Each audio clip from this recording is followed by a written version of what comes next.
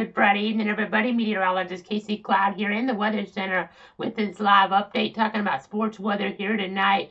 As we go ahead and take a look across our region right now, you do see 53 degrees toward the Gainesville area, 55 in Keystone, so pretty nice, a little cool, but overall we're seeing those temperatures warmer than what we had been seeing here across the region as we were looking earlier on in the week. I mean, we had temperatures in those upper 20s in some spots even, and we're starting to get away from that right now. You see even a little bit warmer out toward Tallahassee, 57, and Bainbridge at 60 degrees. So definitely making for a pretty nice evening around our area.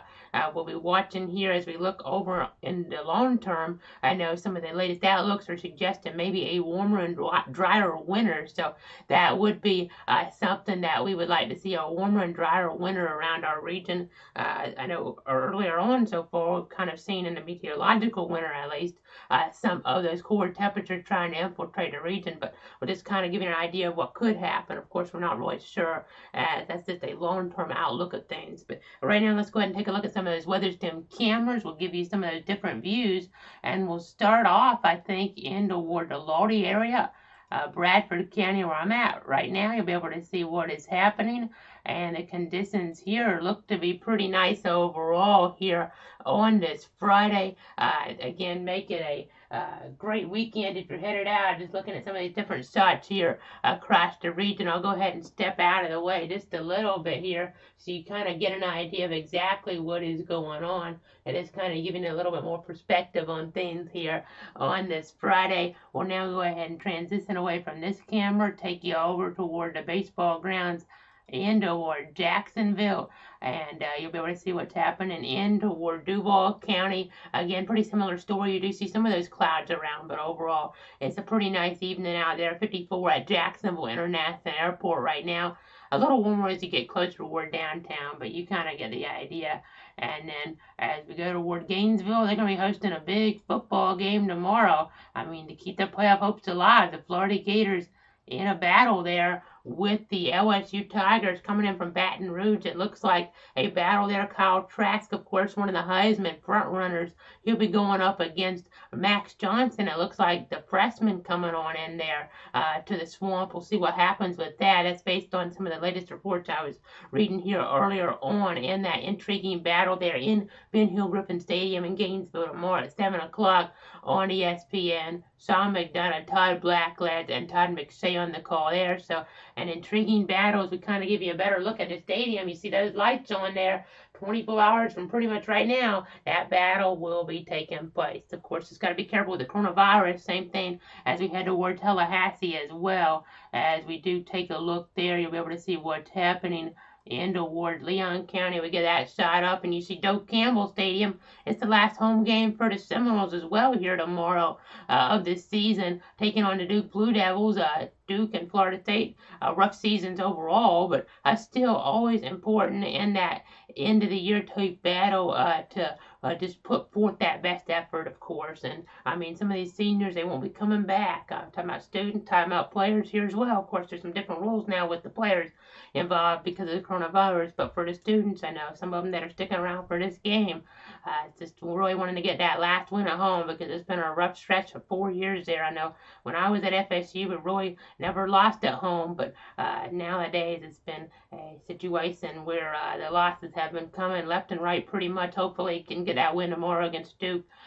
David Cutcliffe's squad coming in there to face Mike Norvell, of course, and as Mike Norvell is trying to rebuild the program.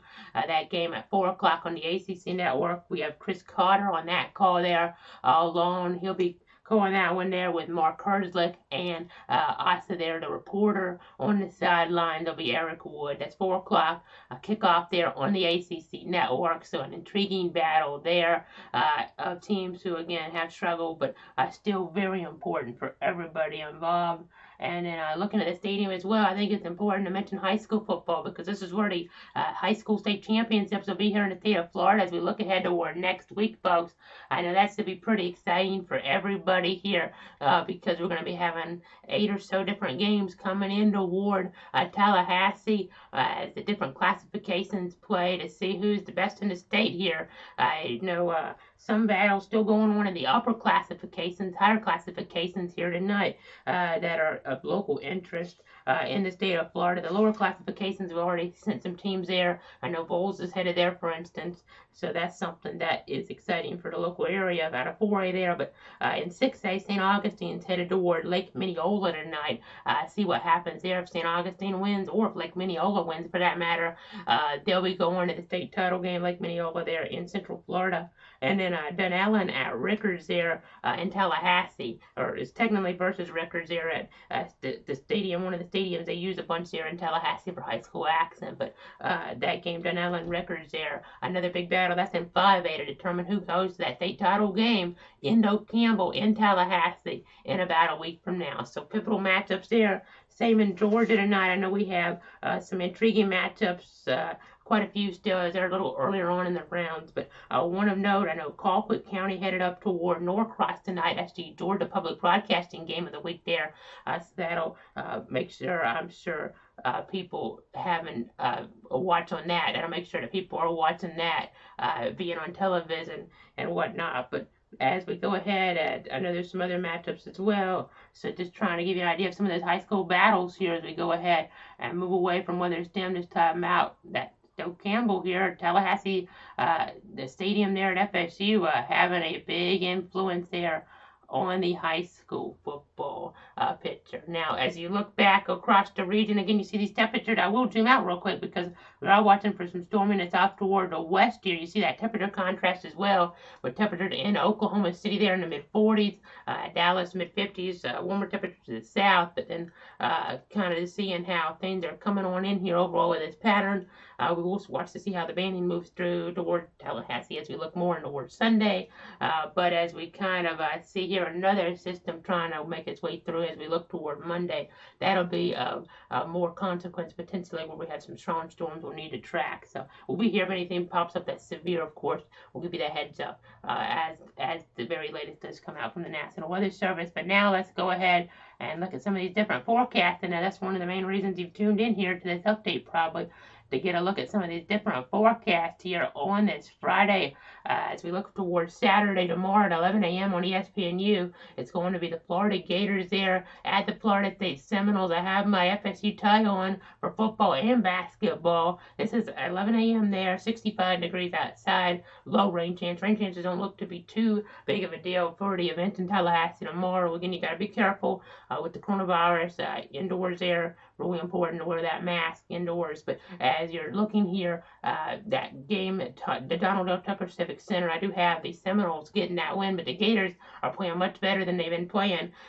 Last couple games, they were really doing well. I know they really beat up Boston College bad after struggling with Army, and then after that matchup, they played Stetson. They really played well. And then the Noles, they did beat Indiana. It took overtime. Indiana's a pretty good team. We're not really sure how good. They did lose to Texas pretty big, so we'll watch to see exactly what happens there, that game tomorrow, 11 a.m. Now, as we look toward football at 4 o'clock, we do have that game on the ACC Network, Duke at Florida State, around 70 for that. Rain pretty low, partly cloudy skies. And in terms of the winner of this, I do have the Seminoles getting the win, trying to get their third win of the season. I know it's been a tough year, but you always got to stick with the Seminoles. And then next week, going up to Winston-Salem to face Wake Forest, we'll see if we can get an upset win there. We're actually favored in this contest tomorrow because Duke, again, they've really been struggling as well. Now, as we get toward Gainesville, you do see 7 p.m. on ESPN. The Florida Gators, a pivotal game. I mean, they're trying to keep their playoff hopes alive. One loss and they're out of it as they get that second one on the year. I would expect them to win this game, as we'll talk about here in a moment. But mid-60s the story, 10% chance of rain, maybe some fog later on, maybe when people are really headed home from a distance there. I have to watch for that. So we'll just see how it is. But the rain should hold off with those, even those mostly cloudy skies around, as you see the Gators getting that win over OSU. I think the Gators will be just too much. They're really getting ready for the SEC title game, which is going to be a lot tougher for them. As you look at my college football top 7, we do have some changes this week. I mean, it's been an interesting situation. I've had to reorganize some teams around. The BYU got that game up there last week in Conway, South Carolina, that area. They ended up losing, so I had to take them out, and I decided to put Indiana in. It was a tough decision. I know Iowa State's what the committee has in there at number 7. That team, the Cyclones, really impressed by them, to be honest, but I just don't think they quite qualify here for my top 7 based on looking at some different things. I know they have 2 losses. They are a real fun team to watch with Brock Purdy, of course, the brother of FSU quarterback Chubba Purdy, but it's just I couldn't quite put them in there. I have Indiana at 7. They're 6-1, and now number 6 is going to surprise some people. I had to make some changes based on just Ohio State and the situation that occurred there with the game against Michigan. Unfortunately, not able to be played this week. I've had to move them down in the rankings because they just haven't played enough games. Only 5 games, and it's just a situation where I think the body of work, even if Ohio State looks like the better team based on the eye test, at some point you gotta draw a line in the sand, and I just think they haven't really put enough games. They had to change the rule to let them get into the Big Ten title game, even based on the minimums. Indiana would have been otherwise in because they had played 6 games, even though they lost the head-to-head in a pretty close battle there in Columbus. So had to drop them below Texas A&M and Florida. You see the Gator that's at number 5 here above Ohio State, and this is based on head-to-head, and I have A&M at number 4 right now. Both teams, A&M and Florida, they really haven't looked that great in some matchups, but I mean, against an SEC schedule, against some tough teams, you just got to dump them over Ohio State at this point based on just everything you're seeing in terms of that quality of play in the league, and you just don't know what you're going to get out of the Big Ten. It's just a tough situation, and I mean, speaking of the Big Ten, another reason, and this I kind of had to use some arbitrary rankings here and arbitrary formulas, Roy, for this season because I kind of factored in. I know Iowa beat Iowa State last year, and that conference strength, and the same with the way LSU just tore apart Oklahoma. I just think the Big Ten might be a little stronger than the Big 12. That's another reason I ranked Indiana ahead of Iowa State getting back to that point. But the SEC just looks stronger as well. I mean, you can kind of look at some different things here over the years, and you don't like to do that normally, but this year it's so hard to compare teams with a lack of out-of-conference matchups, so I just had to do it this way, jumping Florida and Texas A&M above Ohio State. We'll see what happens in the coming weeks. I do think Alabama, which we'll talk about here in a minute, is far superior to A&M, as you saw on the field earlier this year, and Florida, as well as what you may see next week there in Atlanta in the SEC title game. As Clemson is number 3 here, they're off this week. Same with Notre Dame as they get ready for that important pivotal matchup there, changing the rules around a little in the ACC as well for ending up knocking off the games for this weekend to go ahead and look ahead toward next week. But Clemson, Notre Dame here, my number 3, number 2 teams, and then number 1 I have Alabama, of course. They're going to be going to Fayetteville. A tricky Arkansas team, a trap type game. They should win pretty easy though. I mean, Alabama's going to pretty much beat everybody pretty easily. I even think in the playoffs, I mean, Clemson, Notre Dame could keep it close, especially Clemson. If they were to get that matchup, that's a tougher type scenario for them. But I think Alabama, they have the best team. They have the Heisman front runner, in my opinion, and Bowles quarterback, Mac Jones playing for them there. So I think that's the storyline there with everything that's going on. I know we also have some Jaguar news to talk about here with their game against the Tennessee Titans on Sunday at 1 o'clock.